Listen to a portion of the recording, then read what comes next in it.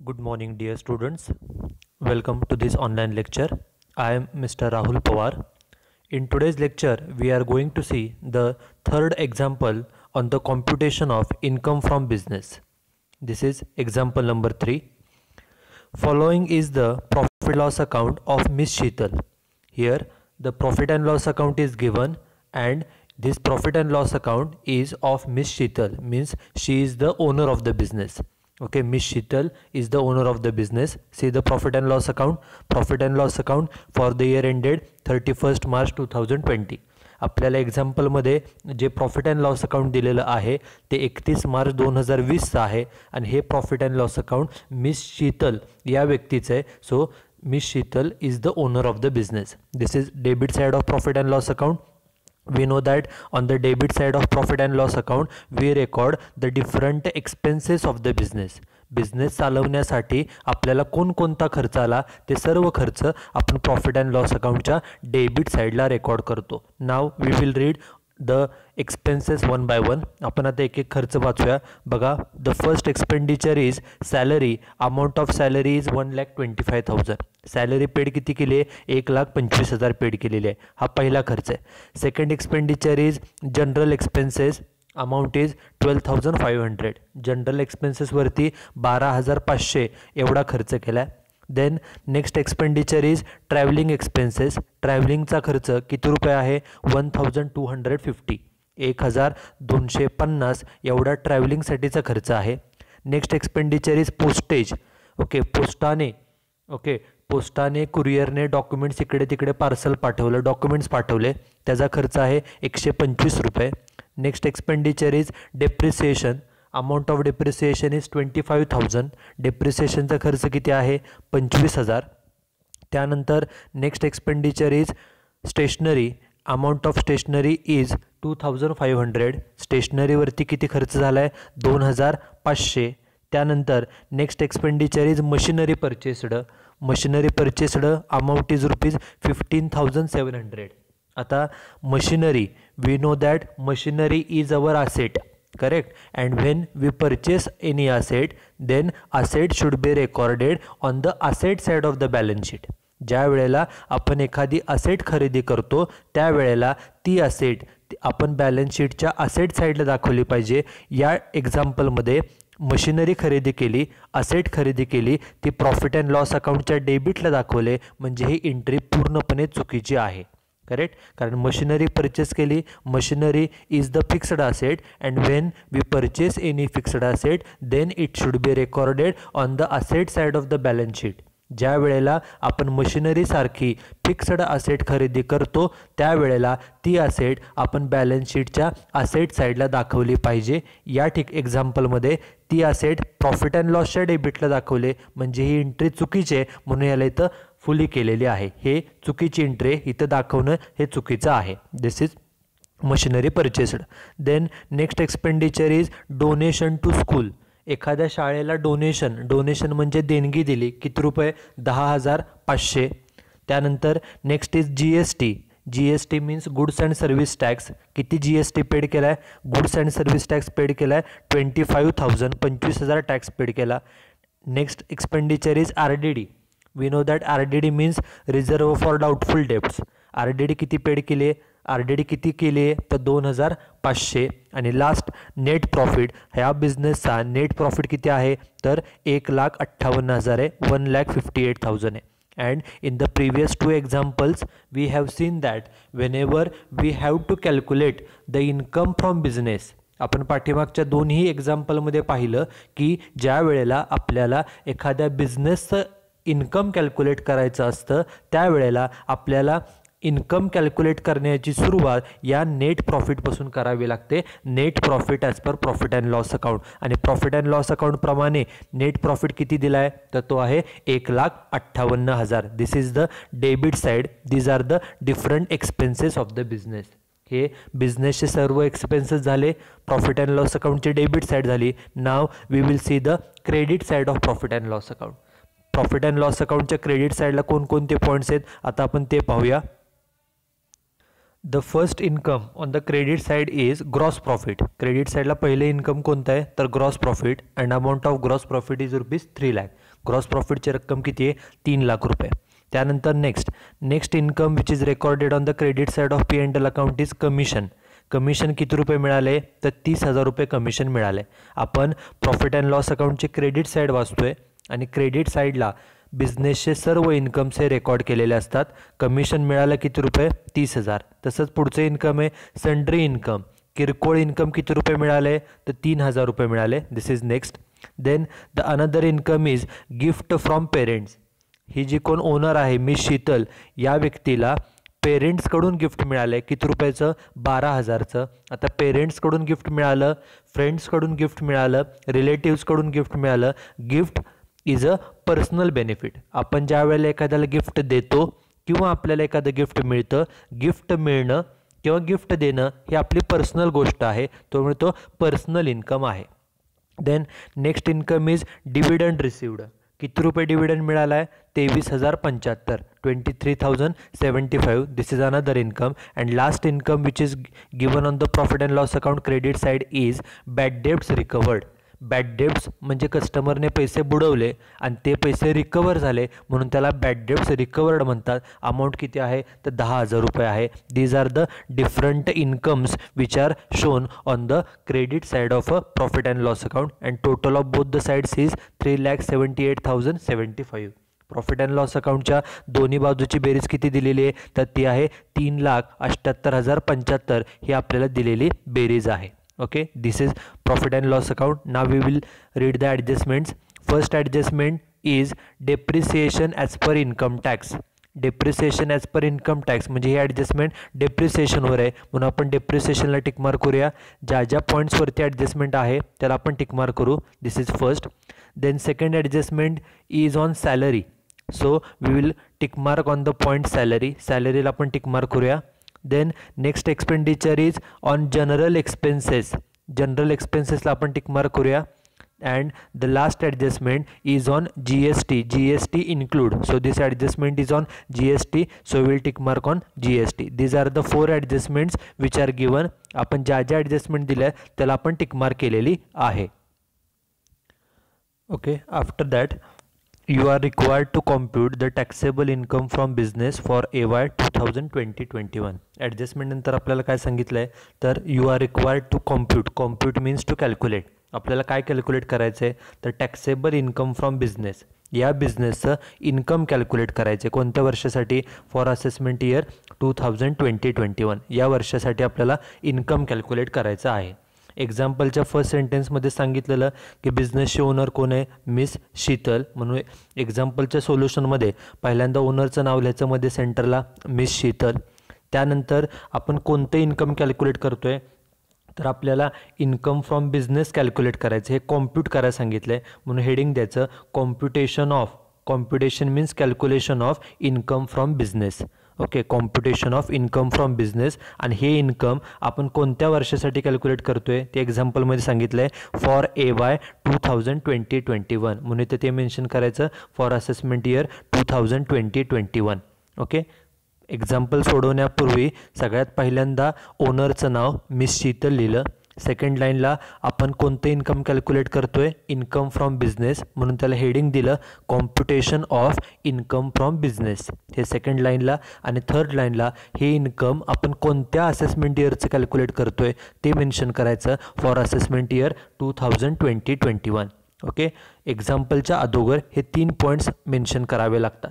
त्यानंतर आपण जे टेबल तयार करायचे नेहमीप्रमाणे 3 column. First column is particulars, second column amount in rupees and third column is amount in rupees. एकूण हे 3 कॉलम तयार करायचे पर्टिक्युलर्स, अमाऊंट इन रुपीज आणि अमाऊंट इन रुपीज.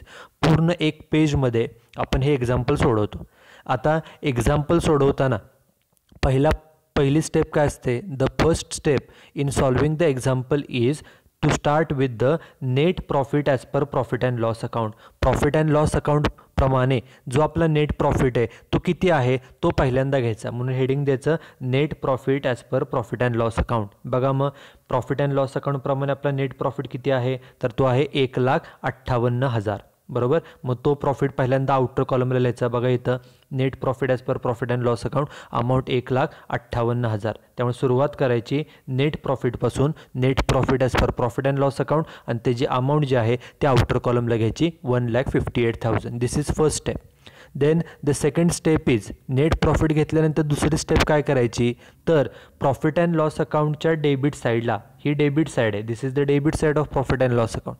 या डेबिट साईडला जे एक्सपेन्सेस आपल्याला दिलेत त्यापैकी जे एक्सपेन्सेस आपण डिसअलाउड म्हणजे रद्द करणार आहोत ते एक्सपेन्सेस आपण तिथं त्या नेट प्रॉफिटमध्ये ॲड करायचे. आपण सुरुवात नेट प्रॉफिटपासून केलेली आहे. त्या नेट प्रॉफिटमध्ये जे खर्च आपण डिसअलाउड करणार आहोत ते एक्सपेन्सेस तिथं ॲड केले जातात. म्हणून एक ओळ जागा सोडून हेडिंग द्यायचं ॲड एक्सपेन्सेस डिसअलाउड. हेडिंग काय द्यायचं ॲड एक्सपेन्सेस डिसअलाउड असं आपण हेडिंग द्यायचं आणि त्याखाली अंडरलाईन करायचे. आता एक्सपेन्सेस डिसअलाउड ह्या हेडिंग खाली कोणते खर्च लिहायचे तर साधा सोपा नियम हाच आहे की आपण प्रॉफिट अँड लॉस अकाउंटचे एक एक खर्च वाचायचा. तो खर्च जर बिझनेसचा असेल, बिझनेसचा रेग्युलरचा खर्च असेल, रुटीनचा खर्च असेल तर तो खर्च बरोबर आहे, तो खर्च अलाउड आहे. बरोबर. परंतु जर तो खर्च पर्सनल असेल, वैयक्तिक असेल, खाजगी असेल, घरगुती असेल तर पर्सनल खर्च करायचे डिसअलाउड म्हणजे रद्द करायचे. ओके. बिझनेसचा खर्च असेल तर तो अलाउड होतो आणि जर तो खर्च पर्सनल असेल तर तो डिसअलाउड केला जातो. ओके. मग आता एक एक खर्च आपण वाचूया. तो खर्च बिझनेसचा असेल तर अलाउड, पर्सनल असेल तर तो डिसअलाउड करायचा आहे. बघा मग पहिला खर्च सॅलरीची अमाऊंट किती आहे 1,25,000. आता सॅलरीला आपण टिकमार्क केली आहे म्हणजे त्याच्यावर ॲडजस्टमेंट आहे. समजा सॅलरीवरती ॲडजस्टमेंट नसती तर सॅलरी हा बिझनेसचा खर्च आहे का पर्सनल खर्च आहे तर कोणत्याही बिझनेसमध्ये एम्प्लॉईज स्टाफ अपॉइंट करावा लागतो, त्यांना दर महिन्याला सॅलरी द्यावी लागते. त्यामुळे सॅलरी हा बिझनेसचाच खर्च आहे आणि बिझनेसचा खर्च आहे म्हणजे तो अलाउड आहे, बरोबर आहे. पण त्याच्यावर ॲडजस्टमेंट काय वाचा, ॲडजस्टमेंट आहे ॲडजस्टमेंट नंबर 2 बघा. Salary include adjustment number 2 salary include ₹12,500 12,500 paid to owner of the business. सॅलरीमध्ये 12,500 कुणाला पेड केलेत तर ओनर ऑफ द बिझनेसच्या ओनरला पेड केलेत. आता इन्कम टॅक्सचा नियम काय सांगतो की the owner of the business okay is going to get the net profit. बिझनेसच्या ओनरला नेट प्रॉफिट हा मिळणार आहे. त्यामुळं बिझनेसच्या ओनरला आपण सॅलरी पेड करायची नसते. बिझनेसच्या ओनरला त्याच्या कॅपिटलवरती इंटरेस्टसुद्धा पेड करायचं नसतं. आणि जर आपण त्या बिझनेसच्या ओनरला सॅलरी दिली, बिझनेसच्या ओनरला कॅपिटलवरती व्याज दिलं तर ते दोन्हीही डिसअलाउड केलं जातं. त्याला कारण हेच आहे की बिझनेसच्या ओनरला बिझनेसचा सर्व प्रॉफिट मिळणारच आहे, त्यामुळे त्याला सेपरेट सॅलरी द्यायची नाही किंवा कॅपिटलवरती व्याज द्यायचं नाही आणि दिलं तर ते दोन्ही पण डिसअलाउड म्हणजे रद्द केलं जातं. त्यामुळे सॅलरीपैकी जे ओनरला पेड केलेले 12,500 तेवढे रद्द केले जातात डिसअलाउड. म्हणून बघा डिसअलाउडमध्ये पहिलाच पॉईंट लिहिला आहे डॅश करून सॅलरी टू ओनर अमाऊंट किती 12,500. हे झालं फर्स्ट. त्यानंतर वाचा सेकंड एक्सपेंडिचर काय, पुढचा खर्च आहे जनरल एक्सपेन्सेस, अमाऊंट आहे 12,500. आता त्याच्यावरती सुद्धा ॲडजस्टमेंट आहे. समजा ॲडजस्टमेंट नसती तर हा खर्च बिझनेसचा आहे का पर्सनल तर जनरल एक्सपेन्सेस म्हणजे किरकोळ खर्च, मिसलेनियस एक्सपेन्सेस, सन्ड्री एक्सपेन्सेस, जे छोटे छोटे खर्च असतात, किरकोळ खर्च असतात त्यांना आपण जनरल एक्सपेन्सेस असं म्हणतो. आणि हा बिझनेसचाच खर्च आहे आणि बिझनेसचा खर्च असल्यामुळं तो खर्च अलाउड आहे. बरोबर. आता तो खर्च आहे 12,500. मग त्याच्यावर ॲडजस्टमेंट काय वाचा, ॲडजस्टमेंट नंबर 3 बघा. General expenses include ₹5,850 5,850 as a gift given on friend's wedding ceremony. आपण मित्राच्या वेडिंग सेरेमनीला, मित्राच्या लग्नासाठी आपण एक गिफ्ट दिले. किती रुपयाचं 5,850चं आणि तो गिफ्टचा खर्च आपण जनरल एक्सपेन्सेसमध्ये इन्क्लूड केलेला आहे. आता सांगा आपण एखाद्याला गिफ्ट दिलं, फ्रेंडला गिफ्ट दिलं, पेरेंट्सला गिफ्ट दिलं किंवा रिलेटिव्सला गिफ्ट दिलं. गिफ्ट देणं हा आपला पर्सनल प्रश्न आहे, खाजगी खर्च आहे. बरोबर. आणि हा काय बिझनेस चालवण्याचा खर्च नाही आहे. मित्राला गिफ्ट देणं, पेरेंट्सला गिफ्ट देणं हा काय बिझनेस चालवण्यासाठीचा खर्च नाही आहे, तर हा आपला पर्सनल खर्च आहे. आणि साधा नियम आहे की पर्सनल खर्च हे नेहमी डिसअलाउड केले जातात, कारण हे बिझनेसचं प्रॉफिट अँड लॉस अकाउंट आहे. बिझनेसच्या प्रॉफिट अँड लॉस अकाउंटला फक्त बिझनेसचेच खर्च आले पाहिजेत. आपण पर्सनल खर्च लिहिला 5850चा आणि कशामध्ये लिहिला तो जनरल एक्सपेन्सेसमध्ये. त्यामुळे जनरल एक्सपेन्सेसपैकी 5850 गिफ्टचे तेवढे करायचे डिसअलाउड, कारण तो आपला पर्सनल खर्च आहे. कारण बिझनेसचे खर्च आपण अलाउड करतो, पर्सनल खर्च डिसअलाउड करतो. म्हणून हा डिसअलाउड बघा 2 नंबरला डॅश करून लिहिले.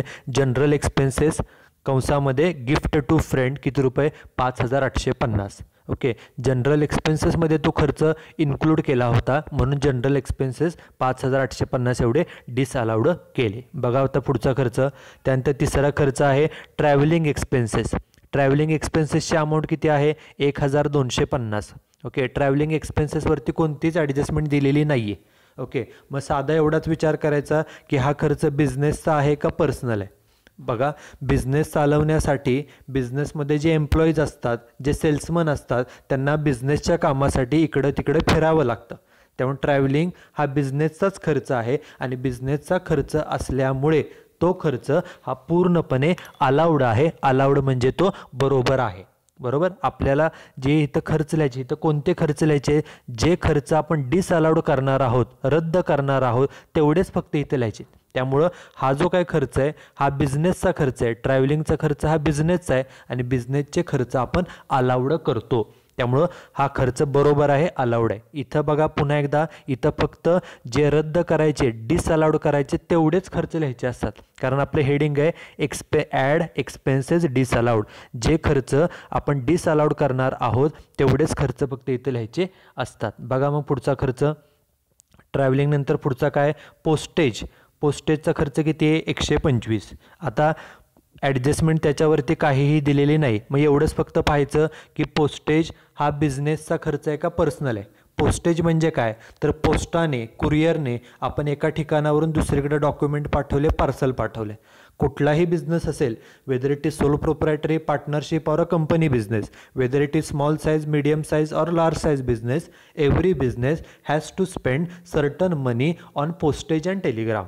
आपण 11th स्टँडर्डपासून पाहिलं आहे की बिझनेस चालवण्यासाठी कुठलाही प्रकारचा बिझनेस असू त्यांना दर महिन्याला काही रुपये हे पोस्टेज आणि टेलिग्रामवरती खर्च करावे लागतात. म्हणजे हा खर्च हा बिझनेसचाच आहे. बिझनेसचा खर्च असल्यामुळे तो खर्च बरोबर आहे, तो खर्च अलाउड आहे. त्यानंतर नेक्स्ट पुढचा खर्च आहे डेप्रिसिएशन. डेप्रिसिएशनची रक्कम किती आहे 25,000. आता त्याच्यावरती ॲडजस्टमेंट दिली आहे. आपल्याला माहिती आहे आपण बिझनेसच्या ज्या काही फिक्स्ड ॲसेट्स असतात, जसं की बिल्डिंग, मशिनरी, फर्निचर वगैरे वगैरे, याच्यावरती आपण डेप्रिसिएशन चार्ज करतो. Depreciation is always a business expenditure. तो बिझनेसचाच आपण खर्च मानतो. Actually depreciation is a loss. आपल्या असेटची किंमत कमी झाली तो लॉस आहे, पण आपण त्याला खर्च आहे अशा प्रकारे ट्रीट करतो. हा बिझनेसचा खर्च आहे, पण आपण खर्च किती लिहिला आहे 25,000 आणि त्याला टिकमार्क आहे. त्याच्यावर ॲडजस्टमेंट काय बघा, read adjustment number 1. Adjustment number 1 सांगते depreciation as per income tax ₹22,000.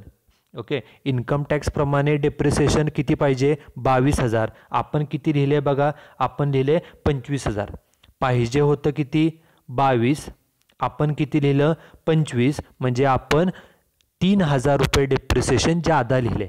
पाहिजे होतं डेप्रिसिएशन 22, आपण किती लिहिलं 25, म्हणजे आपण 3,000नं खर्च जादा लिहिला. मग जेवढा खर्च जादा लिहिलाय तो खर्च जादा जो लिहिला तो खर्च चुकीचा आपण जादा लिहिला. जादा लिहिला हा चुकीचा आहे, म्हणून जेवढा चुकीचा जादाचा लिहिला आहे किती रुपये 3,000 तेवढा करायचा रद्द करायचा म्हणजे डिसअलाउड. म्हणून बघा इथं डिसअलाउडमध्ये लिहिले डेप्रिसिएशन ब्रॅकेटमध्ये एक्सेस म्हणजे जादाचं. किती रुपये जादाचं आहे 3,000. तेवढी अमाऊंट घ्यायची फर्स्ट कॉलममध्ये. ॲक्च्युली डेप्रिसिएशन हा बिझनेसचाच खर्च आहे, परंतु इन्कम टॅक्सप्रमाणे डेप्रिसिएशन 22,000 पाहिजे होतं. आपण ते लिहिलं 25,000, म्हणजे आपण डेप्रिसिएशन जास्त लिहिलं. किती रुपयानं 3,000नं. त्यामुळे जेवढं जादा लिहिलं तेवढं आपण डिसअलाउड केलं, रद्द केलं. त्यानंतर नेक्स्ट पॉईंट बघा, पुढचा खर्च स्टेशनरी. किती रुपये 2,500. स्टेशनरीचा खर्च 2,500 आहे. आता स्टेशनरी ॲडजस्टमेंट कोणतीच दिलेली नाही आहे. मग एवढाच विचार करायचा की स्टेशनरी बिझनेसचा खर्च आहे का तो पर्सनल खर्च आहे. तर कोणत्याही बिझनेसमध्ये आपल्याला स्टेशनरीवरती खर्च करावा लागतो. स्टेशनरी कागद असेल, पेजेस असतील किंवा पेन पेन्सिल असेल, ह्याला आपण स्टेशनरी म्हणतो. फाईल्स असतील. ओके, त्यामुळे स्टेशनरी हा बिझनेसचाच खर्च आहे आणि बिझनेसचे खर्च आपण काय करतो, अलाउड करतो. तो खर्च बरोबर आहे. आपल्याला जे सोल्युशन आहे, सोल्युशनमध्ये फक्त जे खर्च डिसअलाउड करायचे आहेत तेवढेच फक्त लिहायचे. स्टेशनरीचा खर्च हा बिझनेसचाच आहे आणि बिझनेसचे खर्च असतात अलाउड, ते बरोबर आहे. पुढचा खर्च आहे मशिनरी परचेस्ड. किती रुपयाची मशीन खरेदी केली? 15,700. आता मगाशी सांगितलं की machinery purchased is an asset, it is not an expenditure. Machinery खरेदी केली तर ती आपली असेट आहे, तो काय खर्च नाही. आणि मशिनरी खरेदी केली म्हणजे ती प्रॉफिट अँड लॉस अकाउंटला न दाखवता ती असेट आहे, म्हणजे ती बॅलन्स शीटच्या असेट साईडला दाखवायला पाहिजे होती. त्यांनी कुठं दाखवले? प्रॉफिट अँड लॉस अकाउंटला दाखवले. त्यामुळं मशिनरी खरेदी केली हे प्रॉफिट अँड लॉस अकाउंटला दाखवणे हे चुकीचं आहे. चुकीचं आहे म्हणून ते करायचं रद्द. रद्द म्हणजे करायचं कॅन्सल. कॅन्सल म्हणजे डिसअलाउड करायचं. म्हणून ते किती रुपयाची मशिनरी आहे बघा, तर 15,700ची तेवढी डिसअलाउड केली. बघा इथे लिहिले पुढचाच पॉईंट, मशिनरी परचेस्ड अमाऊंट किती? 15,700. कारण ही असेट आहे आणि असेट खरेदी केलेली प्रॉफिट अँड लॉस अकाउंटला दाखवले तुम्ही, हे चुकीचं आहे. चुकीचं आहे ते कॅन्सल करण्यासाठी ते केलं डिसअलाउड. त्यानंतर पुढचा एक्सपेंडिचर बघा, पुढचा खर्च आहे डोनेशन टू स्कूल. एका शाळेला डोनेशन दिलं, किती रुपये? 10,500. आता हा सर्वात महत्त्वाचा प्रश्न, डोनेशन देणं. आपण एखाद्या फेस्टिवलला एखाद्या ठिकाणी डोनेशन देतो. डोनेशन कुणाला द्यायचं? डोनेशन द्यायचं का नाही द्यायचं? डोनेशन कुणाला द्यायचं? डोनेशन किती रुपये द्यायचं? डोनेशन पैशामध्ये द्यायचं का वस्तूच्या स्वरूपामध्ये द्यायचं? हा आपला वैयक्तिक प्रश्न असतो. ओके, त्यामुळे देणगी देणं हा नेहमी पर्सनल खर्च आहे. डोनेशन 100 रुपये द्यायचं का 1,000 द्यायचं? डोनेशन पैशामध्ये द्यायचं का वस्तूमध्ये द्यायचं? डोनेशन द्यायचं की नाही द्यायचं? डोनेशन एका या ठिकाणी द्यायचं का दुसऱ्या ठिकाणी द्यायचं? हा सर्वस्वी निर्णय हा आपला वैयक्तिक असतो. त्यामुळं कुणाला जरी डोनेशन दिलं, डोनेशन एखाद्या टेम्पलला द्या, डोनेशन एखाद्या स्कूलला द्या, डोनेशन एखाद्या फंडला द्या, डोनेशन एखाद्या गव्हर्नमेंटला द्या किंवा कुठेही धार्मिक स्थळाला डोनेशन द्या, डोनेशन देणं, देणगी देणं हा पूर्णपणे आपला वैयक्तिक प्रश्न असतो. वैयक्तिक म्हणजे तो पर्सनल आहे आणि पर्सनल खर्च आपण करायचे असतात डिसअलाउड. कुणाला जरी डोनेशन दिलं तरी तो पर्सनल प्रश्न आहे आणि पर्सनल खर्च करायचे डिसअलाउड. त्यामुळे डोनेशन 10,500 हे डिसअलाउड होईल. बघा इथं पुढचं पॉईंट दिलं, डोनेशन टू स्कूल किती डिसअलाउड केलं? 10,500. त्यानंतर नेक्स्ट डोनेशन नंतर पुढचा काय बघा, पुढचा खर्च आहे GST. GSTची अमाऊंट किती आहे? 25,000. आता GSTला टिक मार्क आहे म्हणजे त्याच्यावर ॲडजस्टमेंट आहे. जर ॲडजस्टमेंट नसती, एवढाच विचार करायचा, जर ॲडजस्टमेंट नसती तर GST हा बिझनेसचा खर्च आहे का पर्सनल? तर GSTचा फुल फॉर्म काय? GST means goods and services tax. Correct. मग गुड्स अँड सर्व्हिसेस टॅक्स म्हणजे हा वस्तू आणि सेवा यांच्यावरचा टॅक्स आहे, म्हणजे तो बिझनेसशीच रिलेटेड आहे. बरोबर, म्हणजे हा बिझनेसचा खर्च आहे आणि बिझनेसचे खर्च असतील तर तो अलाउड आहे, बरोबर आहे. पण टिकमार्क आहे त्याच्यावर ॲडजस्टमेंट काय वाचा? ॲडजस्टमेंट शेवटची पहिल्या तिन्ही ॲडजस्टमेंट आपल्या वाचून झालेले आहेत. शेवटची ॲडजस्टमेंट वाचा. GST include. GSTमध्ये काय इन्क्लूड आहे? ₹2,500, 2,500 इन्क्लुडेड. कशाचे? As a penalty. पेनल्टी म्हणजे दंड. कशाचा दंड? For late payment of GST. आपण GSTचं पेमेंट उशिरा केलं म्हणून आपल्याला 2,500 रुपये पेनल्टी बसली, दंड 2,500 झाला आणि तो 2,500 दंड हा आपण GSTच्या रकमेमध्ये हा ॲड केलेला आहे, इन्क्लूड केलेला आहे.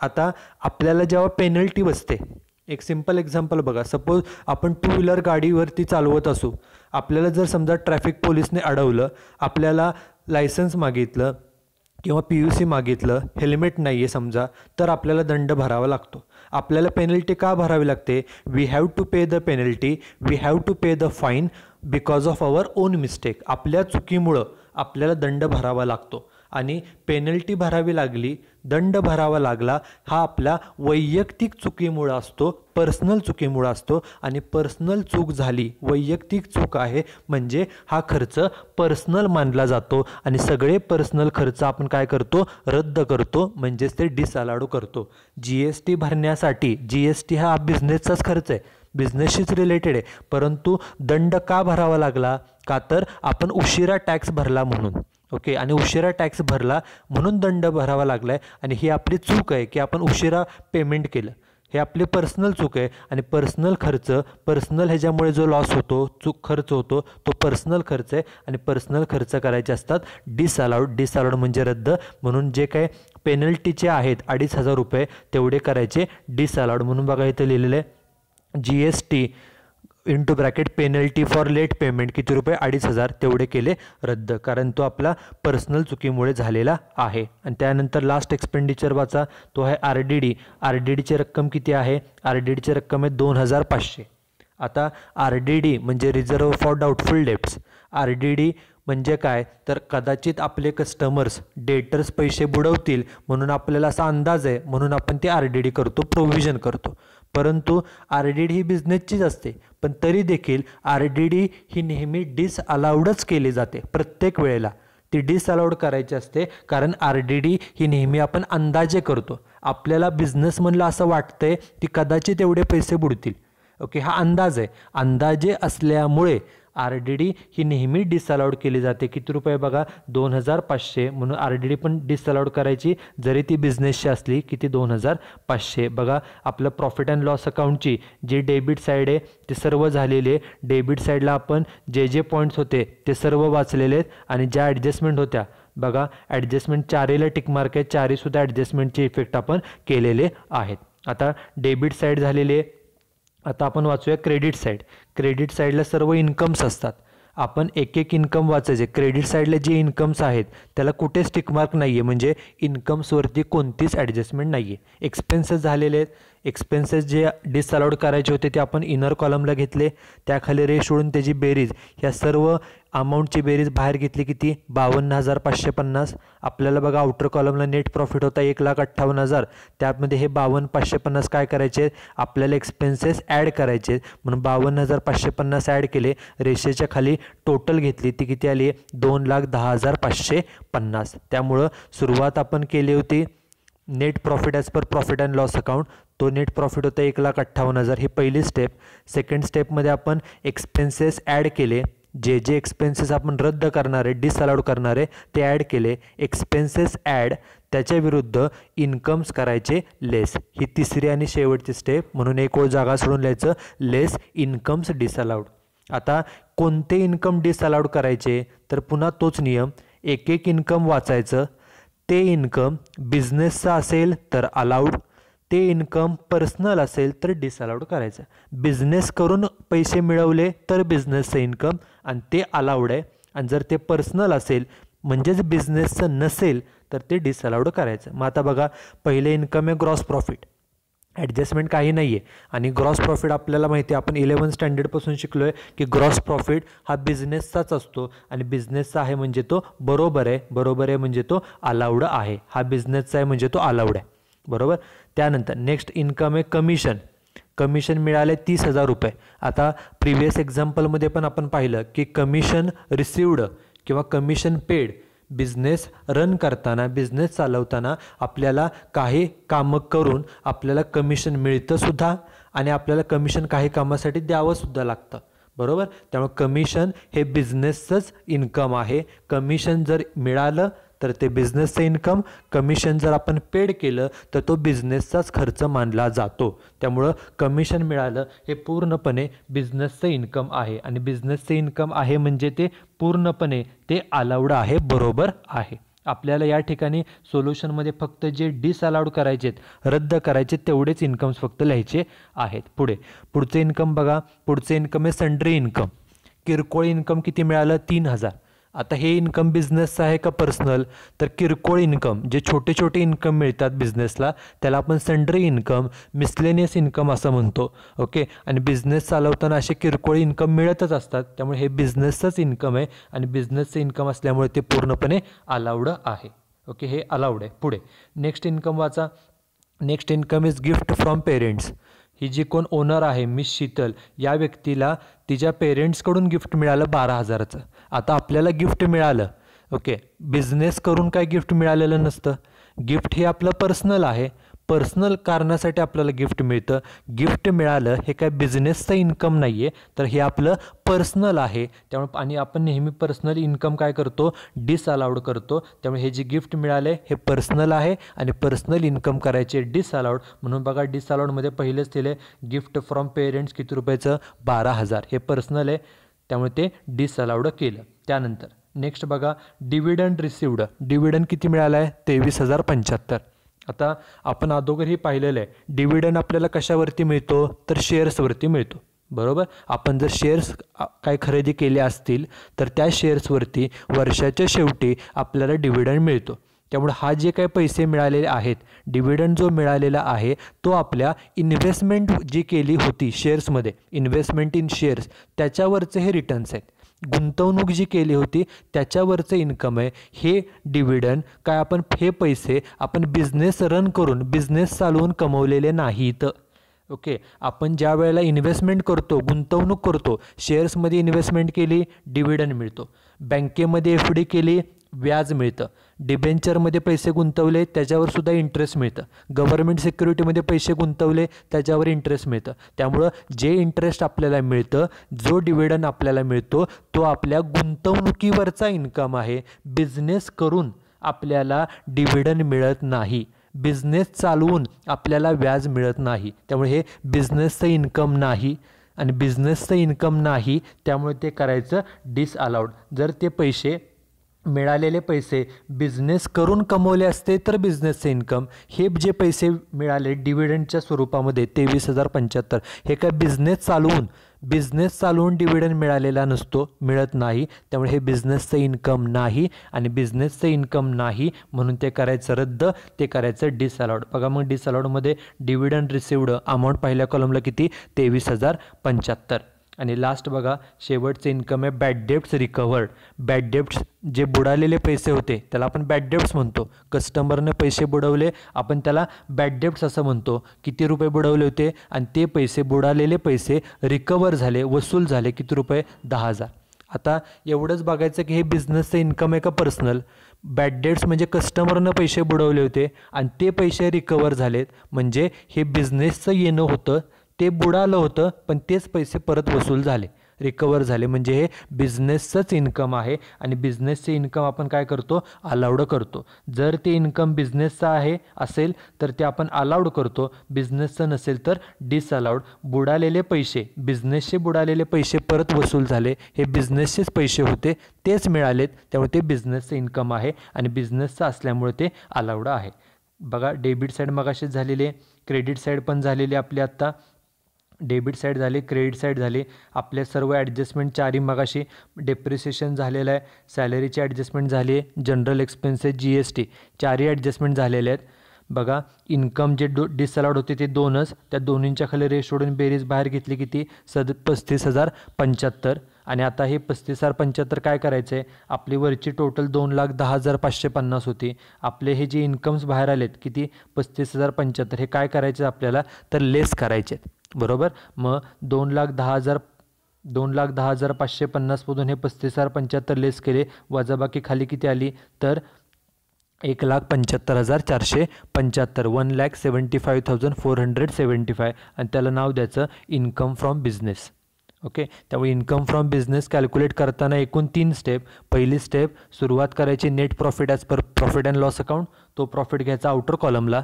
सेकंड स्टेप, जे एक्सपेन्सेस डिसअलाउड करणार आहोत ते ॲड करायचे, this is second. And last step is जे इन्कम्स डिसअलाउड करणार आहोत ते लेस करायचे. ह्या 3 स्टेप करून आपण इन्कम फ्रॉम बिझनेस हे कॅल्क्युलेट करतो. Okay, so this is third example on the calculation of income from business. You should note down this example and solution in your notebook. So thank you very much.